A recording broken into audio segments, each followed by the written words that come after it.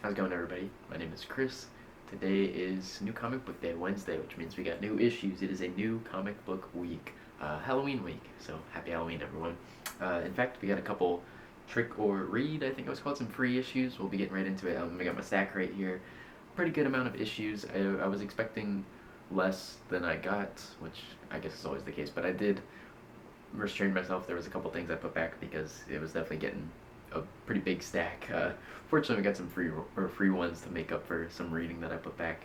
I know like Supernatural came out. I don't watch the show, but I was like, oh, I kind of want to check out the first one, just see what's up with it. And I picked it up and flipped through it. It was really short, like super thin. Maybe that was just me, but I thought it was extremely short. And I never watched the show, so I didn't really, the context felt a little off for me because I wasn't all the way in it. So not for me. Put that one back. A couple other things, but yeah, let's get through it and I'll show you what we got. 16 issues we got right here. Pretty hefty little haul today. Granted, as I said, some of them are free, which we'll get to right on the top. So I don't know if this is a regular thing. I know there's like sometimes free comic books you'll find. They have like on Batman Day, there's 2 Batman releases that were free and stuff like that. But for these ones specifically, they're labeled as trick or read. I would get closer, but sorry, manual focus. It says trick or read, free comics for ages 13 and up. So got myself some free comics. We got The Amazing Spider-Man. This is, or sorry, not The Amazing Spider-Man, Your Friendly Neighborhood Spider-Man. This is from the Disney Plus TV show, if anyone's seen that. I watched it. I really enjoyed it, actually. I thought it was pretty good. Pretty underrated thing. I feel like went under people's radars. So pretty excited to check this one out, and that was a free thing that I just happened upon today. We got Venom, Lethal Protector. I don't know if this is like I haven't even opened it, so I don't know what kind of Venom issue this is, but I'm pretty sure this is like a famous old Venom cover, so I don't know if they just like reprinted that for this. Let's take a look, actually. It looks old. I want to say this is just like the old famous issue that they just reprinted on a new kind of cover with like the background being different in the trick or read label and stuff, but yeah, got the Venom one free. Next we got X-Men 97. X-Men 97, the show, we all know. I have not watched X-Men 97. I've seen the original X-Men cartoon, not this one, so I need to watch it, but I'm very excited to get a comic going along with it. I'm curious to know if it ties in directly to the show or if it's just in universe and, all that jazz. Last thing we got is Godzilla vs. Fantastic Four. This one was a little different from the other ones. The other ones are kind of just your shows, or Venom, your traditional comic reprints, but here we've got Godzilla vs. Fantastic Four. So that's kind of fun.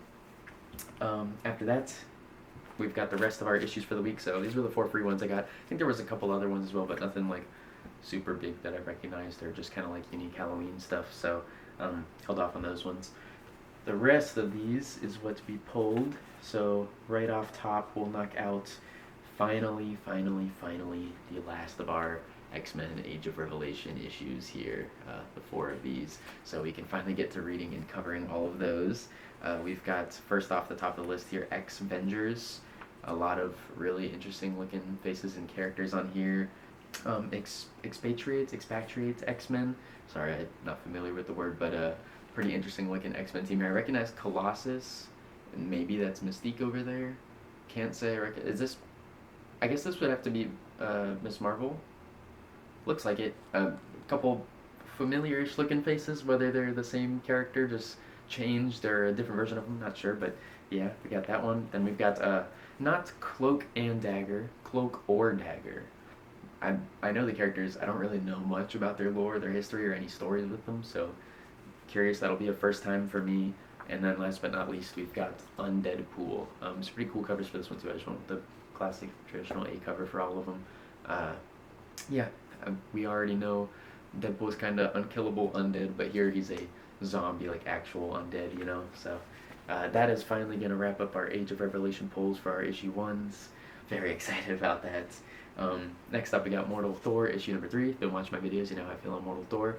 Pretty solid. I will say, if this one doesn't do anything like super interesting or big to kind of advance, I might be dropping it. We'll see. I really like Thor, and I'd like to have an ongoing with him, but I kind of want something to really grip me, to get me going, interested in reading the next one, because it's one of those ones where I'm like, I pick it up and I'm like, yeah, it's cool, I like it, but it's not calling me like that, so we'll see.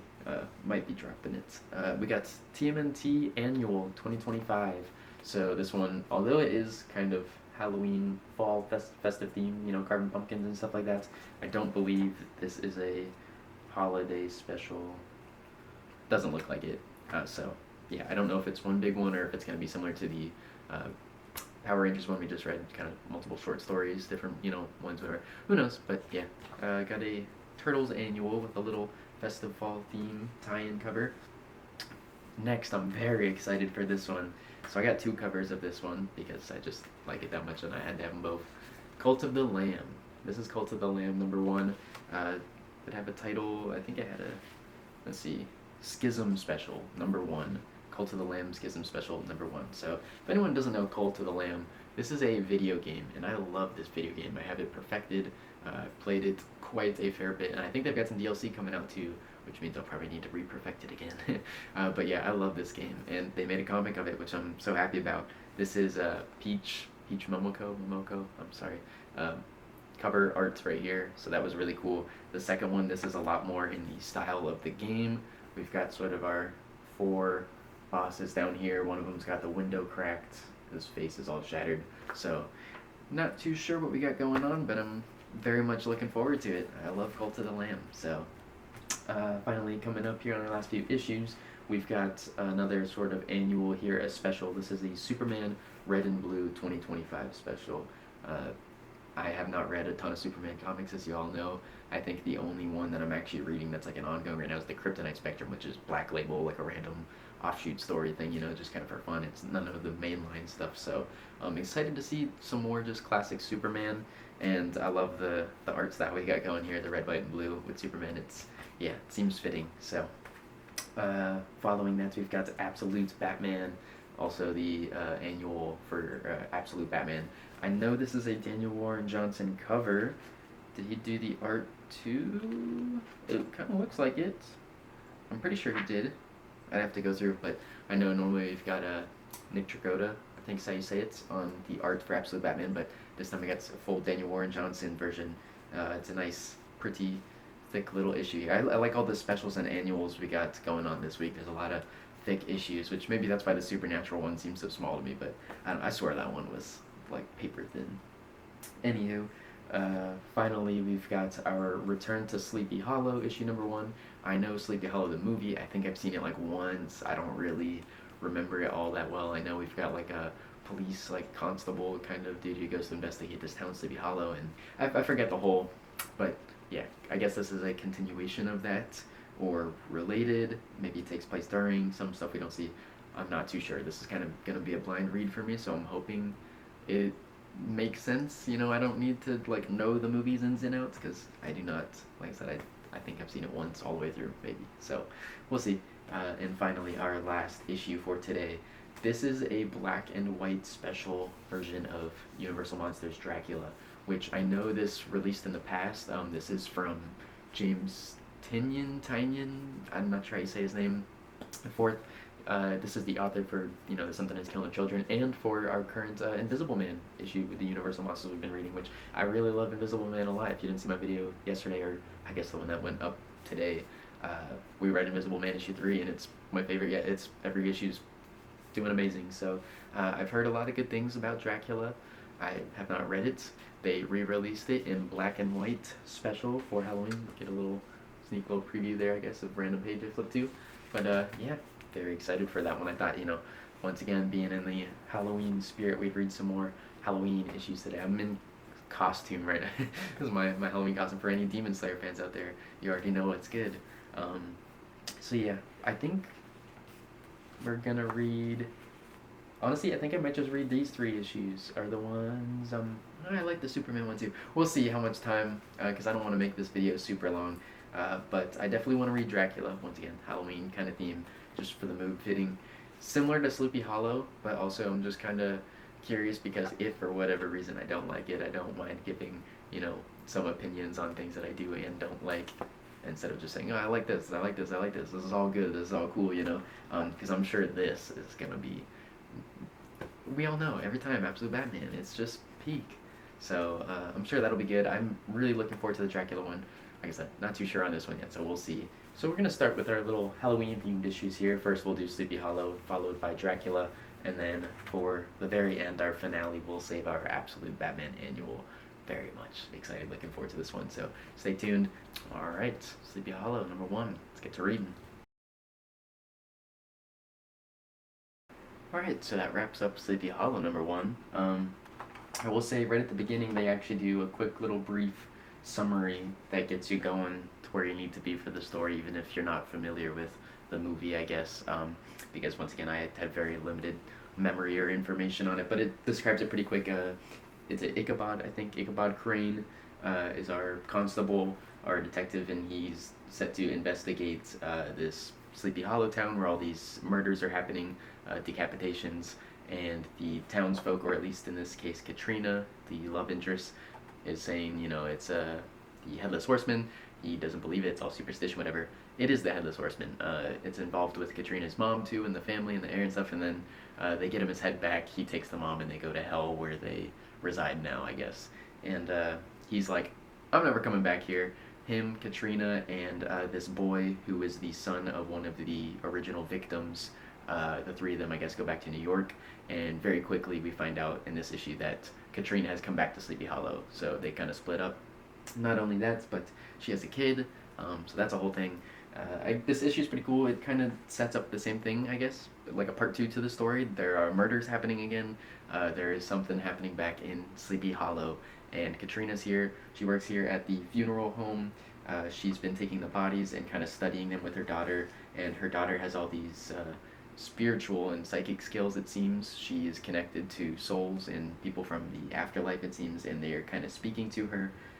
Other people kind of think she's just weird. They don't really want her around, like the crime scene where the dead bodies and stuff are when they go to pick them up. Anywho, she's kind of like a bit of a medium. She gets messages and can interpret stuff through her own body. I guess the spirits kind of take control and write stuff, which, we see at one point in here. Otherwise, they're at the crime scene, like I said, investigating the bodies, and they're like, yep, it's just another murder. Katrina obviously knows that's not the case. Something is up. So, we cut to Ichabod. He is with the boy who is now grown.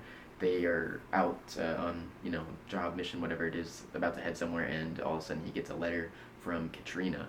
And he's like, I guess we gotta go back to Sleepy Hollow now. So they go to Sleepy Hollow, they meet up with Katrina, and he's like, I got this letter from you. It's the only reason I really came back here, otherwise I wouldn't be here. So she goes to take it into the other room, and she's speaking with this one woman about him, and I don't think I'm pretty sure she didn't write the letter, because there are other letters that someone had similar, and it looks like her handwriting, but it's not her. And she's a little bit confused by this. However, she's obviously very happy that he's back. She, talks to him and tells him about what's been going on. Basically, it's, like I said, another setup for a whole nother story. He's back in town. She's with him.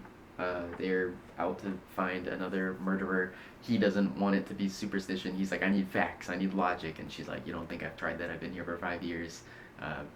Things are happening. So they gotta solve another case now. The only other little, secret, I guess, spoiler that is different from the original story that we're getting with this is that her daughter would be his kid. He's the father to this girl who has the abilities and stuff, but I say abilities, it's not like she's a superhuman or nothing like that. She just has gifts. And anywho, she is both of their daughters, and neither her nor him know this. I say her, the daughter. Neither the daughter nor Ichabod know this. So Katrina's kind of keeping that a secret from them for now. So I'm sure that won't stay a secret for too long.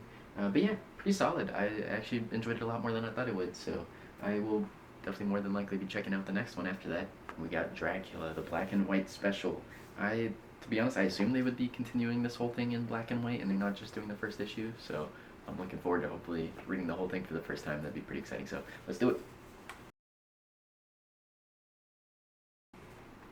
All right, so that was the end of Dracula.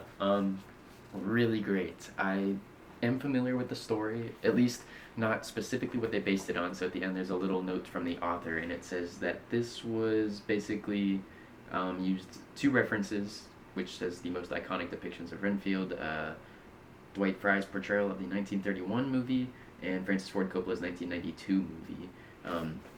I guess that's what they used as the reference, the author, for Renfield, the character in this sort of Dracula story. I am only familiar with it kind of through references of pop culture stuff, but I've seen the original silent Nosferatu film I think from like the 40s or something, and then I've seen the most recent Nosferatu. I think they came out last year or this year, whenever it was. Um, but I've seen both of those, and I like recognized the story that was happening in here. The only part I didn't recognize was Renfield, actually, because I know the name Renfield. I know there's a movie called Renfield. I guess Renfield is sort of like Dracula's human test subject kind of thing, a disciple. I don't know, it's obviously not a partner, but it's like Dracula's doing something with them. They're like kind of mentally under the control of Dracula. In fact, what the author was saying, the reason that they designed Renfield the way they did in this, the way that they look how they do without any features, almost overexposed white like a photograph, is because it's supposed to represent the idea of Dracula taking full control of this person. Their humanity almost is no longer existing. They're there physically, but them as a person kind of is gone. It's, you know, they're brainwashed. So Dracula, I guess his whole thing is he wants to feast. He is starving. He's been hungry forever, and he's been waiting for the right time. So he comes out now to feast, and he wants to take it out all on this town, which Renfield is saying. Renfield's like, he's gonna eat you all. I can hear him. His voice is in my head. He's growing stronger.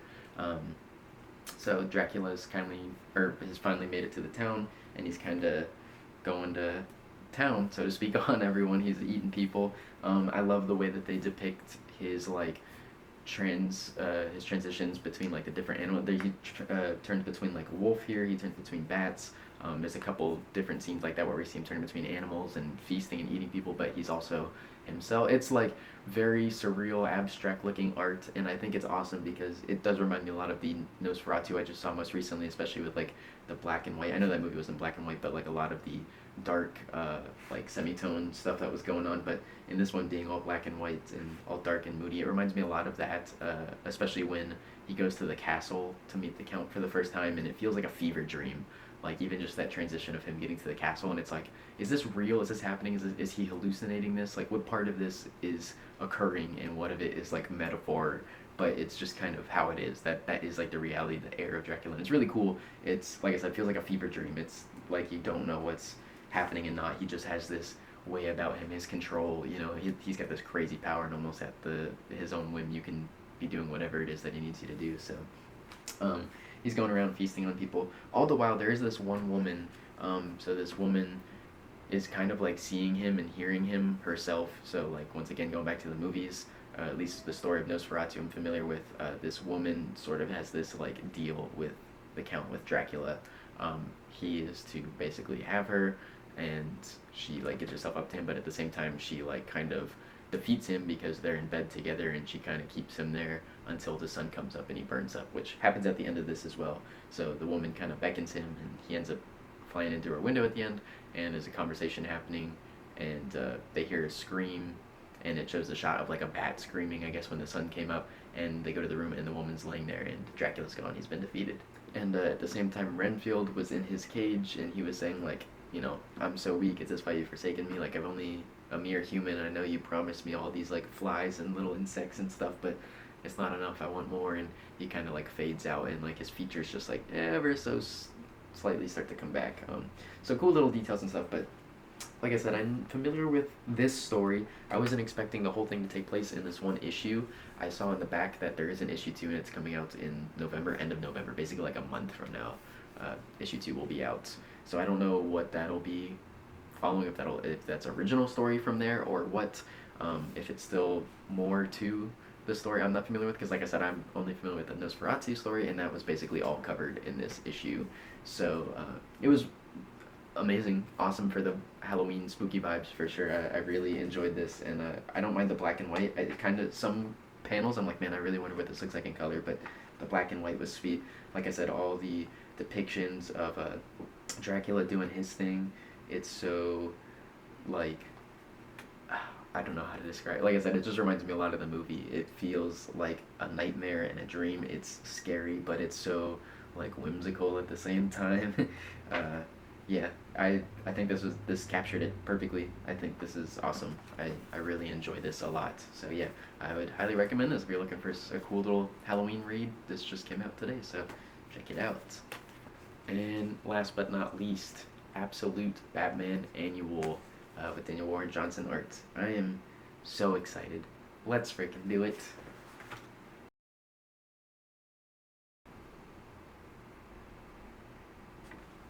That's what I'm talking about. That's what, oh, I know, the lighting. I'm sorry, I'm reading in the dark, but right there, that is what we're talking about. You already know.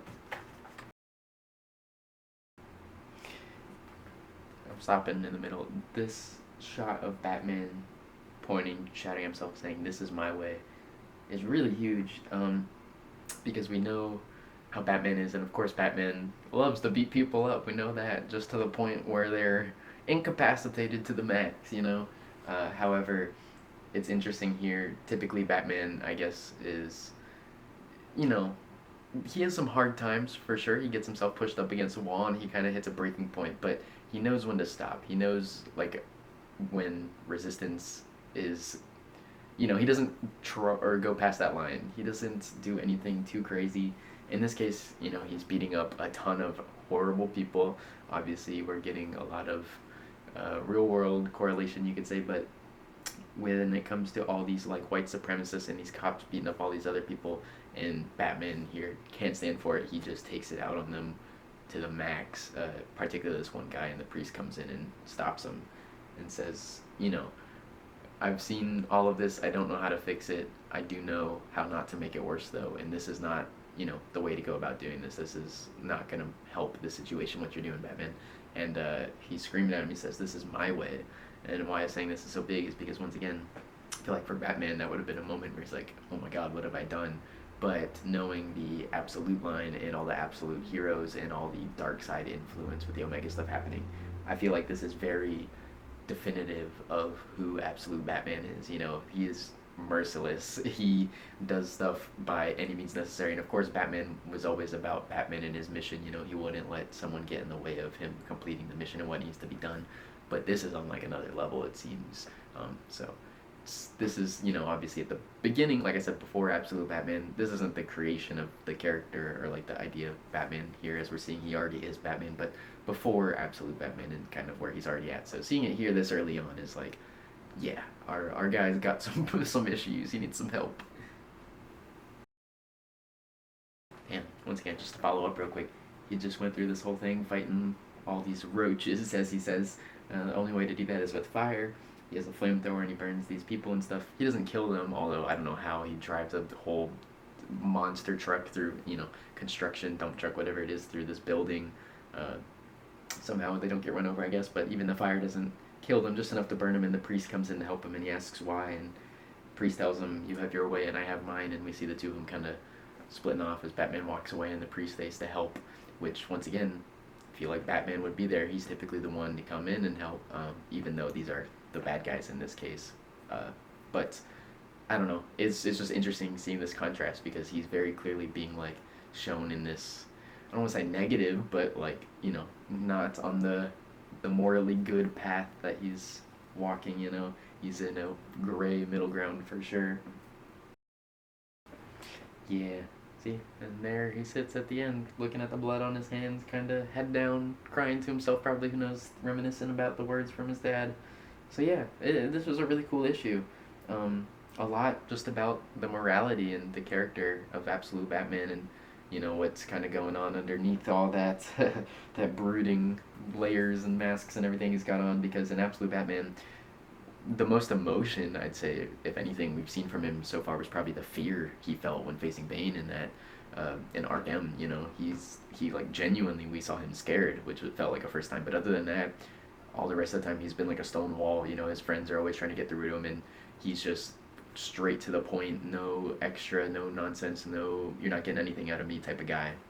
And in this one, it seems he's being confronted with that a lot. And once again, it's interesting because you have to keep remembering or reminding yourself it's, you know, before absolute Batman, before anything we had seen or read up until this point. So this is kind of the earliest point we're seeing him at, and it seems here he's taking it a lot more into consideration, about, you know, the type of person, the type of, you know, hero he wants to be.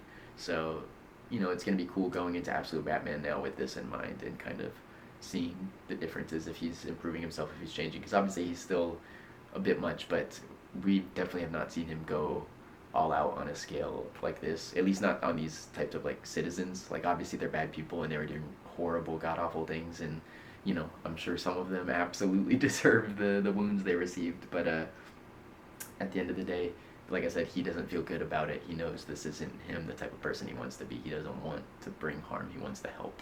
So, um, really great, phenomenal issue. It turns out too. I thought it was just Daniel Warren Johnson on the art. He was the writer for this too. So, props to him because like everything about this was awesome. The visuals the whole time, I couldn't believe it. Absolute Batman is already a unit to begin with, but seeing him in this just beating people up and being like 4 times the size of already these big dudes is amazing. There's one really cool part here where he's fighting this like one white supremacist leader dude or whatever in the cops, and he sort of does a power bomb. I think that's, forgive me, I don't know my wrestling, but I know Daniel Warren Johnson also has that series, Do a Power Bomb, I think is the name of it. But in this panel here, we see Batman doing it on one of these police officers, and I'm pretty sure this is the exact same drawing, sort of like a tracing that he used for the DCKO cover with Superman doing the same move on Darkseid. I want to say this is like a tracing, except it's absolute Batman doing it to a cop, so pretty cool. I don't know what to say. Yeah, a lot of combat, just Batman beating up on people and stuff. The priest, who has kind of been the, like, little angel coming in, stopping him from going over that ledge, from, probably killing people. We find out the priest knew his father, so that kind of, message from the priest to him and his memory of his father, the words that he's been hearing throughout this issue, it's kind of all hitting him, at the end of this. So that's, I think, why he's feeling so bad about it. So at least, he's not doomed. He's not gone off the deep end. He's still in there. But he's under a lot of nasty work, I can tell you that. So yeah, really loved this issue a lot. Super great. Let me get these lights back on.